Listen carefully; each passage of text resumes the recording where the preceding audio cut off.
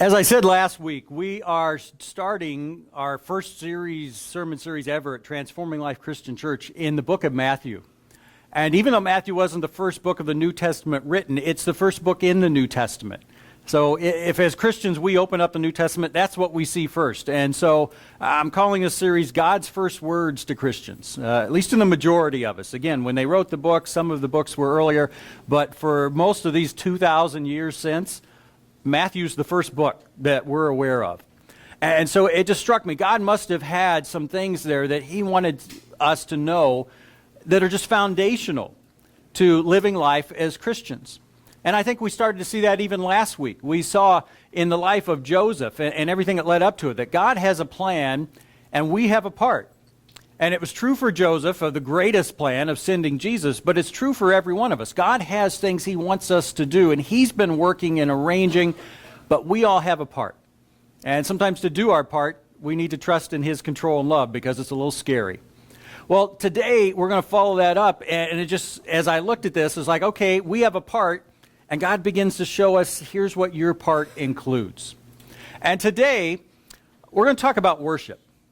And when I say that, what comes to mind? You know, here's a sermon on worship, we are probably going to hear about what? Praising God. Music. You think any other thoughts? It's a sermon on worship. What are we going to hear about?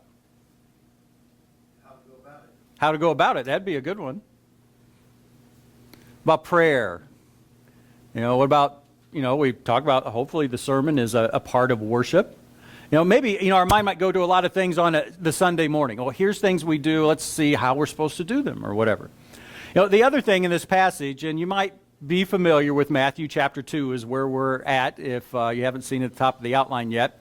But this passage is going to talk about two groups of people. And put aside what you know about it. If all you knew is here's a sermon on worshiping God. And there's two groups of people. One is this group of astronomers / astrologers. They were a little bit of both from the area of Persia and Babylon. And the other group of people are the religious leaders of Israel. If you hadn't ever read this before, here's a sermon on worshiping God, which group do you think would be the focus? Israel. Yeah, the religious leaders of Israel. Well, let's read the first part of Matthew chapter 2 and see what we find. It says, after Jesus was born in Bethlehem in Judea, during the time of King Herod, Magi from the east came to Jerusalem and asked, where is the one who has been born King of the Jews? We saw his star when it rose and have come to worship him. When King Herod heard this, he was disturbed, and all Jerusalem with him. When he had called together all the people's chief priests and teachers of the law, he asked them where the Messiah was to be born. In Bethlehem in Judea, they replied, for this is what the prophet has written. But you, Bethlehem, in the land of Judah, are by no means least among the rulers of Judah. For out of you will come a ruler who will shepherd my people Israel. Then Herod called the Magi secretly and found out from them the exact time the star had appeared. He sent them to Bethlehem and said, go and search carefully for the child. And as soon as you find him, report to me so that I may go and worship him. After they had heard the king, they went on their way, and the star they had seen when it rose went ahead of them until it stopped over the place where the child was. When they saw the star, they were overjoyed. On coming to the house, they saw the child with his mother Mary, and they bowed down and worshipped him. Then they opened their treasures and presented him with gifts of gold, frankincense, and myrrh. And having been warned in a dream not to go back to Herod, they returned to their country by another route. So here's a passage, the first part, these 12 verses, and the word worship occurs 3 times. So it's pretty clear that's a big focus. But did we see a lot of those things that we were thinking of? Did anyone sing a song? Did anyone even say a prayer? Preach a sermon? Praise God, probably working there a little bit. And between these two groups, again, the Jewish religious leaders and these foreign astrologers, which group's the focus? Yeah, the Magi are clearly the focus.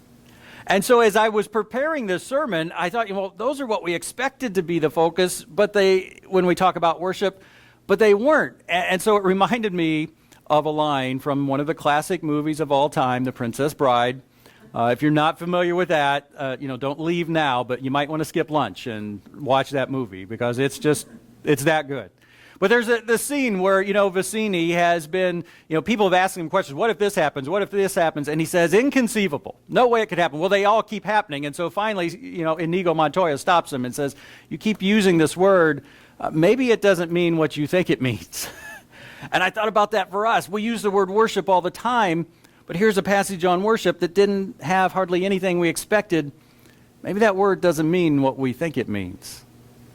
What does the word worship mean? Every sermon has a central question and, something that we want to ask. And we might not answer it by the end of the sermon, but at least we start asking it and God shows it to us. And so today the central question is, how much do I worship God? How much do I worship God? But in light of what we've just seen, first we need to realize, what's it mean to worship God? What is worship? What's it include? And so that's really what we're going to do a lot of today. In order to answer that question, we need to look at worship. And so let's look at these verses again because they reveal a lot about what worship is. Verse 1, after Jesus was born in Bethlehem in Judea during the time of King Herod, Magi from the east came to Jerusalem and asked, where is the one who has been born King of the Jews? We saw his star when it rose and have come to worship him. Now those Magi, we don't know a lot more than I said at first. They're astrologers / astronomers, so a little bit of science, but also a little bit of mysticism. And they're from the area of Persia / Babylon. We're not exactly sure, and those blended together in the ancient world somewhat. We don't know a lot about them, and we don't know specifically how did they know about the star and what it represented. One possibility is that Daniel, you remember Daniel and the lions, when they were taken from Judah by King Nebuchadnezzar in Babylon, Daniel was part of a group of advisors and counselors, and this may be either that group or an offshoot of it. And so they knew because of Daniel. Another explanation of how they knew about things is maybe God told them in a dream. He's going to talk to them in a dream later, and so maybe he did that. We don't know. What we do know is what we see. They somehow knew this star represented something special, the birth of the King of the Jews, and look what it says. We have come to worship him. And it's one of those little things that, again, you read over real quick and you don't even think about, but stop and think, coming to worship him, I can see how maybe this group of outsiders would say, we've come to see him. Because wouldn't it be pretty cool? I mean, here's a star. It represents, I want to see the child that gets his own star. I mean, that's pretty cool. I'm curious. I'm interested. But where's the focus with that? If they said, we want to see him, where's the focus? Yeah, it's on them. You might say, well, they want to see him. Yeah, but they want to see him because they're interested, because they're curious, they're amazed. The word worship puts the focus on Jesus. We've come not just to see him, we've come to worship him. We've come to focus on him and through him on God. Well, you read on. It says in verse 3, when King Herod heard this, he was disturbed, and all Jerusalem with him. And I read that, and I thought, well, the Magi hear about this star, however they learn about it, and their reaction is, let's go worship him. Herod hears about all this, and his reaction, he's disturbed. He wants to kill him. All Jerusalem's disturbed. And the thing is, we know some things about Herod. It's not in the Bible, but we know from history. Herod was half Jewish, and so the Romans thought, he'll be a good person to be the king over this land. Not the ultimate authority, but sort of the highest Jewish-ish authority over Palestine, over Israel at that time. But he was not at all committed to God. He was far more committed to himself and keeping his power. So much so that any time there was a threat to his power, he dealt treacherously with it, including killing his own sons at times. Killed some of his own relatives and sons when he thought they are threatening my power. And so here you have it, these people, hey, we're coming to see the new king of the Jews. That was Herod's title. So he's disturbed, and all Jerusalem's disturbed. Why? Well, because who knows what Herod's going to do. And I thought about that. And if you put yourself first, then Jesus' claim to be first is going to disturb you. You're not going to like that. I'm first, and here's Jesus saying he should be first? No. Now, we might not be as extreme as Herod, but we're going to see it's one side or the other, however extreme you are. And it's definitely going to prevent you from worshiping. If you insist on being first, it's going to prevent you from worshiping. Move on there, verse 4, he says, when he had called together, so Herod had called together all the people's chief priests and teachers of the law, he asked them where the Messiah was to be born. In Bethlehem in Judea, they replied, for this is what the prophet has written. But you, Bethlehem, in the land of Judah, are by no means least among the rulers of Judah. For out of you will come a ruler who will shepherd my people Israel. Now, I looked at that, and Herod knew right away who to ask. You know, the Jewish religious leaders, they knew these Old Testament scriptures inside and out. So he asked them, and right away, they know the answer. You know, they'll say, well, we're going to have to look at that, Herod. We'll do some study. We'll get back to you. No, they're just like, well, Bethlehem, of course. They knew the answer. And so what struck me, though, is in every passage, and especially stories, you probably heard me say, look for a wait a minute moment. You know, something that you're reading and you're like, wait a minute. If this, then why this? Or why didn't this? And this was the moment for me. Here you have these Jewish religious leaders. And the central focus of Judaism for hundreds, even thousands of years has been the coming of the Messiah. And these magi come to town, and notice it says everyone was disturbed. It wasn't like people didn't know. They knew the magi come to town. Why? Because there's a star, and we've come to worship the King of the Jews. And they knew exactly where he was to be born, and they do nothing. These religious leaders don't do a thing. Now, I thought about, well, you know, maybe they made a big deal. Herod wouldn't be too happy with them. Yeah, but they don't do anything. And maybe the chief priests couldn't go, but you think he'd send someone. Find out about it. We've been waiting for this. The Messiah. He's the focus of everything. Like, nope. Yeah, he's going to be born in Bethlehem. Okay, next. Where are you guys going for lunch? What are we doing? Yeah. That just doesn't make sense. So that was the wait a minute moment. Like, how can you do nothing?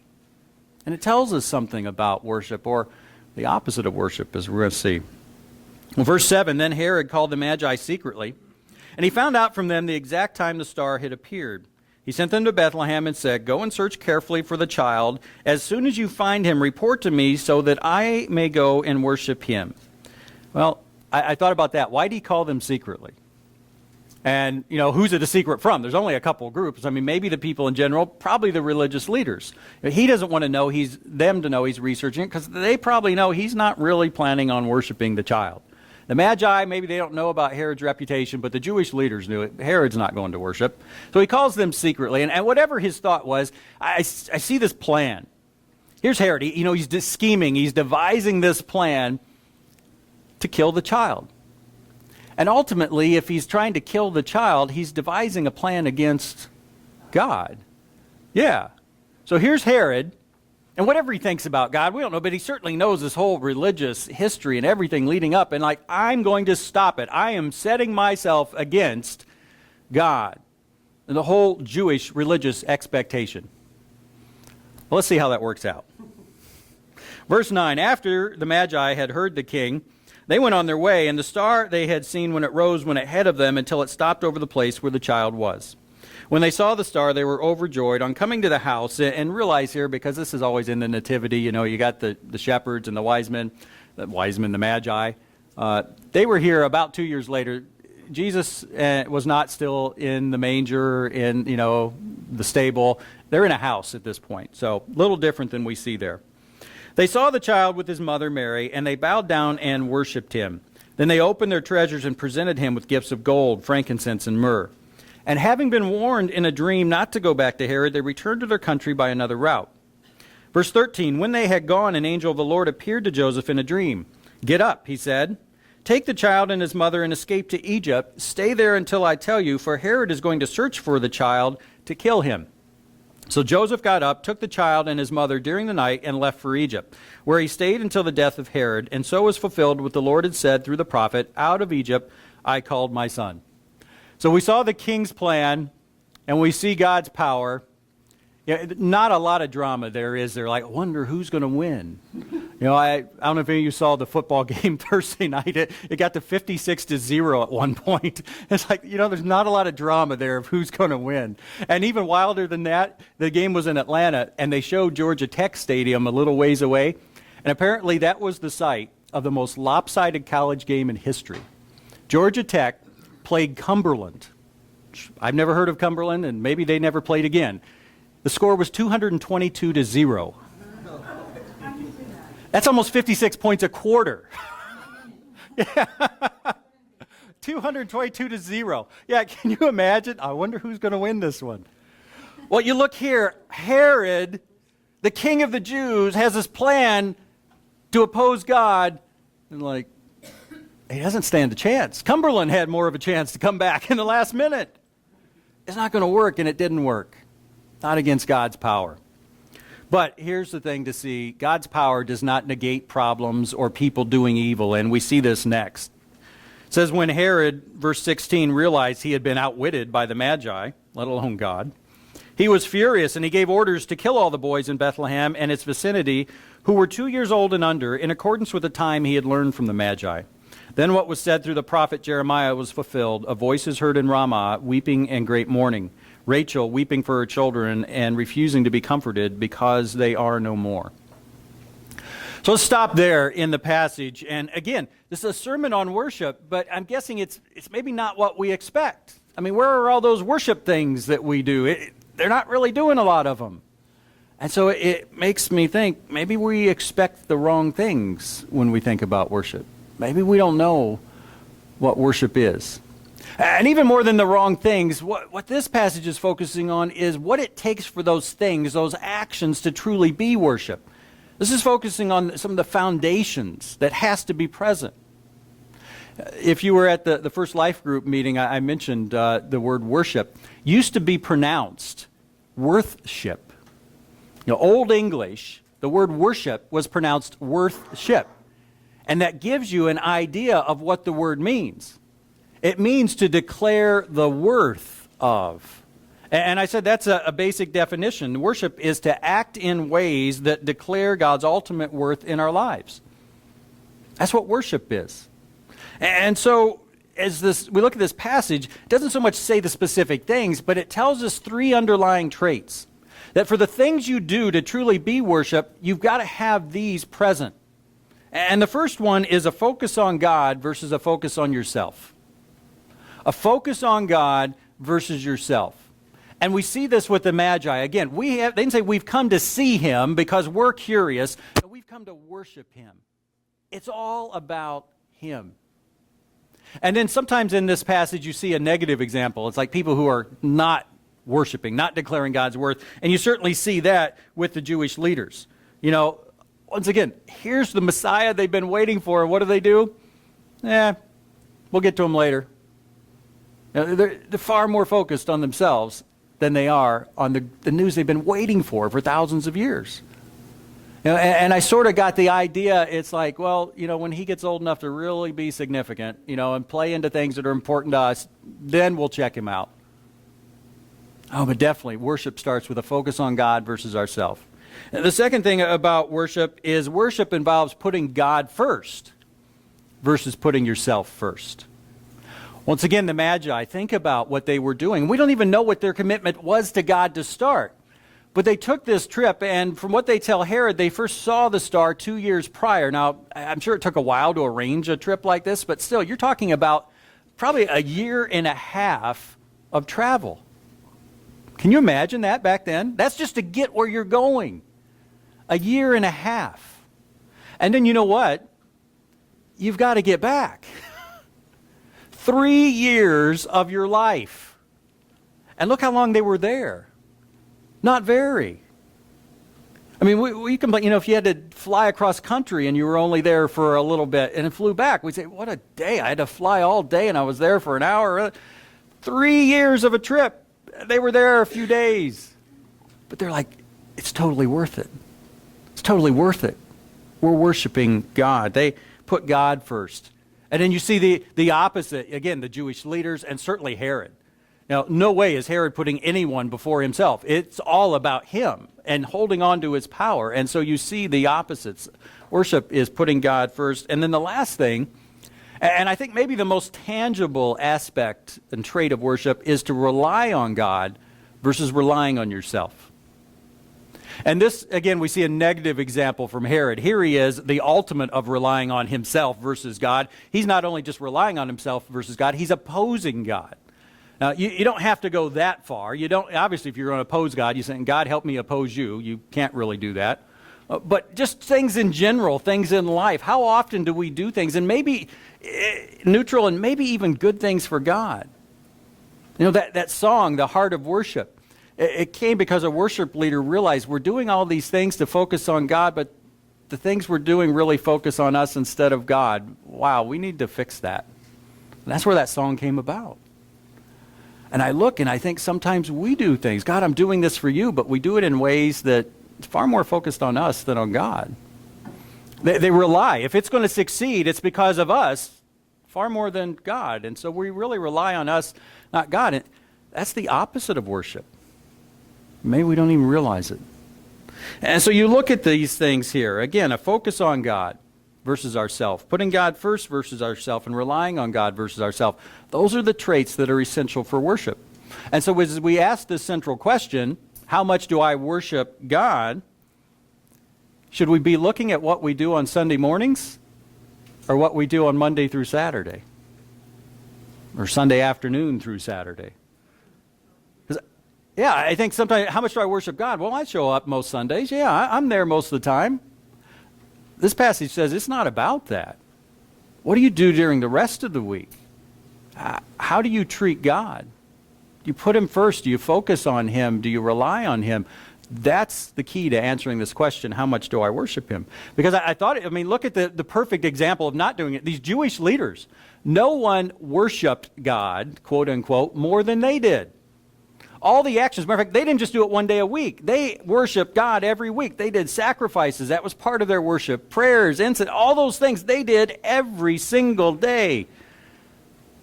But we look here, were they the ones who were worshiping God? Declaring his worth? Not at all.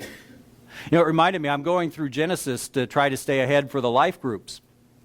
And you got these two chapters, and again, you don't really notice the significance of the one until you read the other and you compare and contrast them. Abraham is called by God in Genesis 12. You know, and it's pretty amazing. God says, I want you to leave this land, go where I'll show you. I'm not going to tell you yet. And he does. What a step of faith. And he gets to Canaan, the eventual promised land. And it says he built an altar in one place. He called on the name of the Lord, which is their expression for worship. So their worship was different than ours, even a little different than the Jewish people of Jesus' day. But that's what he did. He worshiped God, and then he moved somewhere else, and he worshiped God again. He went through those actions of worshiping. Well, then, at the middle of chapter 12, he's faced with this difficult situation, the famine. And this question of who does he rely on? Himself and what he can see down in Egypt, or God? And he chooses Egypt, not God. And it leads to all kinds of problems. Well, then you get chapter 13. He's come back. God says, that was a bad idea, Abraham. He's back in the land, and he builds another altar. He calls on the name of the Lord twice again, exactly like the beginning of chapter 12. And in chapter 13, he's faced with another situation, a difficult situation. You know, the land where he's at, the one area can't sustain his animals and herds and lots. And so instead of Abraham saying, hey, I'm the one in charge, God called me, you go wherever, and I'm taking the good land, he gives Lot the choice, and Lot takes the good land. He relied on God providing, even though what he could see said, I should really be taking this good land. And so I saw that contrast. Both times he went through the acts of worshiping God, but when he was really tested, who do you think is worthy of trusting? At first he trusted himself. The second time he got it right and he trusted God. And it just brought to mind, it's not the worship things we do in and of themselves. It's, do I live a life that shows that God has the ultimate worth? That he is first, that my focus is on him, that I rely on him. You know, how much or whether we worship is determined by whether we show his worth or not the actions we do on a Sunday morning. And so as we try to answer this question, the immediate and obvious obstacle to worship is just realizing, well, okay, I thought I was. You would have asked me how much I worship. Well, I would have put down this much. But now I'm like, I'm not so sure. So that's the first obstacle, and sometimes that's the case. We just got to get it straight. But in any good story, there's always a root problem. There's something that's a little deeper than just waking up and saying, okay, didn't know that, now I know, move on. There's some problem that one I'm aware of, and it's tougher to face, and it's definitely here. You look at Herod and the Jewish leaders. Maybe they didn't know exactly what worship was, but down below that, there's a deeper problem. They didn't want to put God first, did they? Yeah, it wasn't like, oh, we didn't realize that we weren't putting God first. Herod was pretty clear. He wasn't putting God. He didn't want to. And again, we may say, well, he's such an extreme, but we need to look at ourselves and say, when I'm really faced with putting God first or me first, do I want to put God first? Of course, I want to say I do, and we're here in church, and so we should all, oh, of course I do. And do we really want to? It's tough sometimes, especially that last aspect, and that's why I say it's the most tangible. When it comes to a difficult situation, who do I rely on? Do I rely on God, or do I rely on me and what I can see? When I'm in some of those situations, and again, what are they? Well, I thought about it, just guidelines for life. Do I trust, and again, worship, God is worthy. Do I say God is worthy of me following his principles for living? When I'm faced with a situation at work maybe, and do I lie? Do I be deceitful, and so I see it sort of will turn out this way that looks pretty good, or do I stand up and be honest, have integrity, and boy, that could get me into trouble. You sure your principles are really worth it, God? You sure you know what you're talking about? Or others, again, when someone has done something to us and God's principles say forgive them, and my thought says no, get revenge, or at least hold it over them. That's what really is going to be better for me in life. Or God providing for us. Again, he's given principles. And I said, we're not going to take up an offering, but boy, the subject of giving comes up often because it's so linked not just to giving and obedience, it's linked to faith. And quite honestly, if you're to look at it through the eyes of sight, what is better for you materially and financially? Well, it's to keep that 10%. I mean, that's just pure math, isn't it? I give it away, I have less. But you trust God, you live by the fact that his principles are worthy of following. And I'm not guaranteeing you that you give 10% to God and he's going to bless you with 20, 30, or 40. There is not a promise like that, just exactly.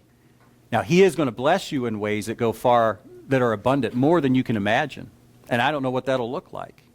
But I do know this is one of the most tangible areas of life, is to trust God with our finances and realize I'll be better off in some way. Same way with fulfillment. Again, you think about what is it that's going to bring me satisfaction and fulfillment in life? And boy, it sure looks like this, like following this career, like putting in extra hours, maybe putting my family to the side and getting that promotion that, and doing what it, and none of that stuff's inherently wrong, spending some time, working hard.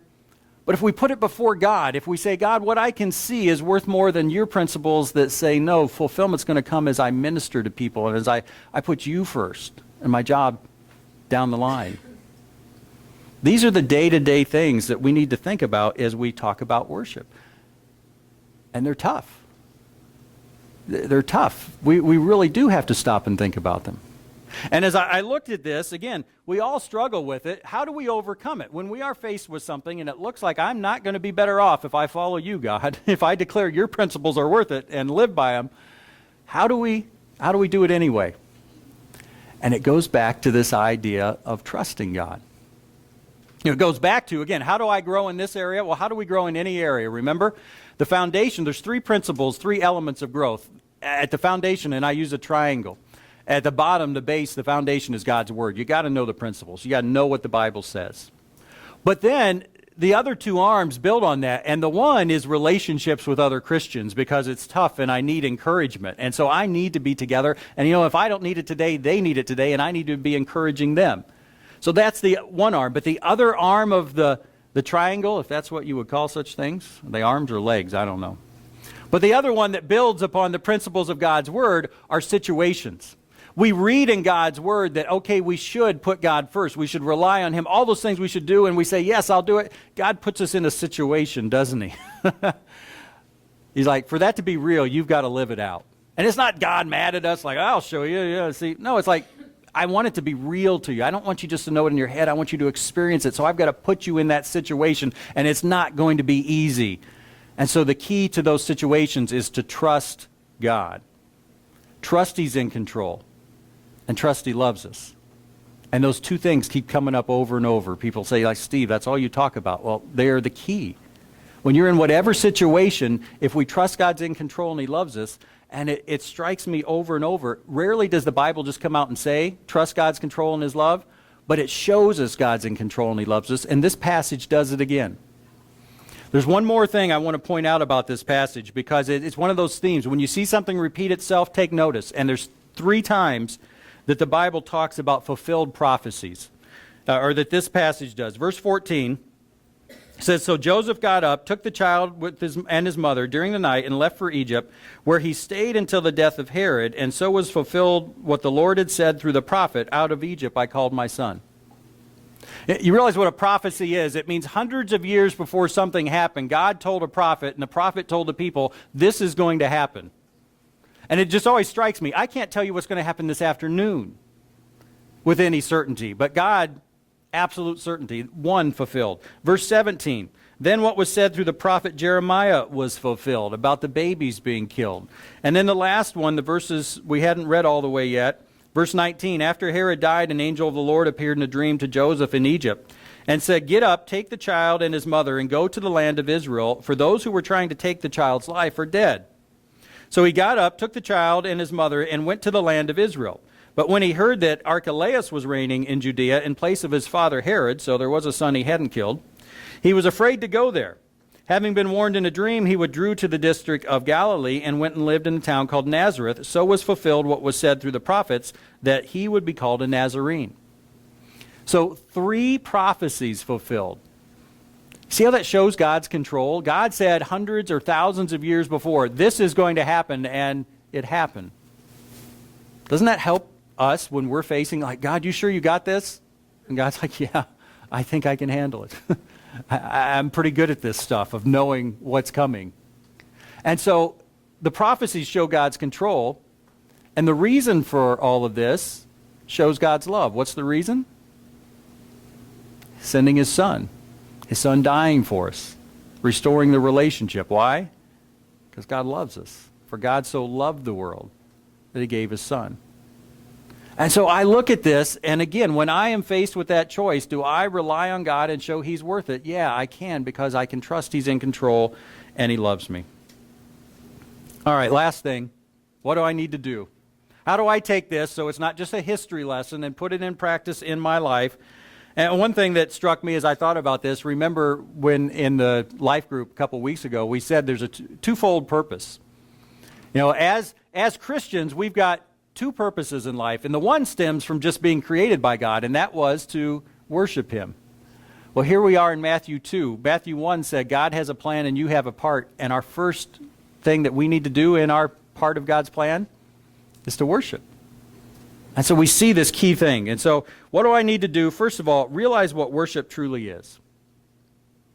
Realize what it truly is. And I thought about that. Maybe the better thing is begin to realize what it truly is, because we won't know. It's one of those subjects that we can sit here and say, okay, I'm going to worship you, God, this whole week, whatever it is.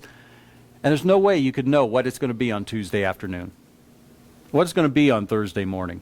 But when you're there, now you start to apply this and like, okay, I'm in this situation. If I truly want to show that God has ultimate worth, I'm going to do this. Well, I never would have thought it applies to this situation. But begin to open yourself up. Second, in light of that, ask, how much do I worship God? Now ask that question. How much do I worship God? And realize we're either worshiping God or we're not. You know another thing about this passage that hit me? At the beginning, who's trying to kill Jesus? Herod. He doesn't. The Jewish leaders, they're not all that devoted to God, but they're not hostile. But who ends up killing Jesus? Those exact same people are who killed Jesus. And so you thought about it. If you're not worshiping God, I'm not saying you're ultimately going to try to kill God, but you're on one side or the other. You're either feeding the side of you that is committed to God and his worth in your life, or you're feeding the side that says, I come first and what I want. And maybe you'll never get that extreme, but we need to realize it's not a small deal. If I am focused on me, I'm not focused on God. In light of that, how much do I worship God? And then last thing always, how do I need to trust his control and love? Be thinking, how do I apply that in these situations that are going to come up this week? And what will it look like? I always like to ask, what will it look like? Well, think about it. God's original purpose for our lives was to worship him. That was his plan. And we've messed it up. And everything you can look at in life that's not the way it should be, doesn't it stem from putting us first and not God? And I'm not saying we're going to exactly change the entire world. Like there'll be no negative news if us here, we just get this.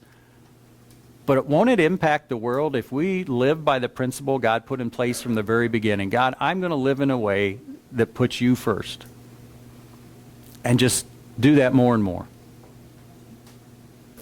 Well, each week, what I want to do is just have a little discussion at the end. And as time moves on, I think, we'll break up into groups and do different things. But I want to follow up. Today, I just thought I'd throw this out, and we won't spend long on it. But the thought that came to my mind, and get some feedback, we just talked about worship. And if I talk to most people, I think if I were to ask, what's more important, worship or obedience? I think before this sermon, I know what the answer was. So the question on the starter is, which is more important, to worship God or obey God? But then the other thing, don't just answer the question, why? Which is more important, to worship God or to obey God, and why?